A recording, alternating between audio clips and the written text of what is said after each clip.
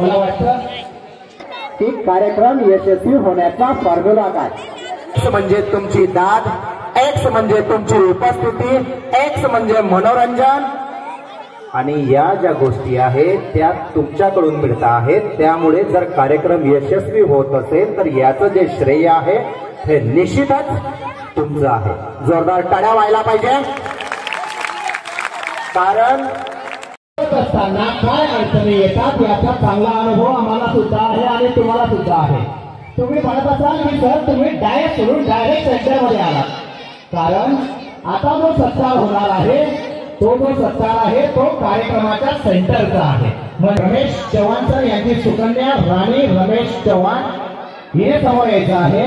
दुसरा माझा अतिशय खोडकर विद्यार्थी, अतिशय खोडकर. मी समाधान भाऊला सांगून सांगून कंटाळलो की बाबा आपल्या शिवाचं कसं होईल, आणि तो शिवा आज आमचा कार्यक्रम चांगल्या पद्धतीने बसवतो आहे हे छाती ठोकपणे मी सांगू शकतो. म्हणून शिवाजी पाठोड दोघंही जे विद्यार्थी आहेत आणि समोर यायचं आहे, आणि आपल्या केंद्रातील जे शिक्षक आहेत सर्व शिक्षकांना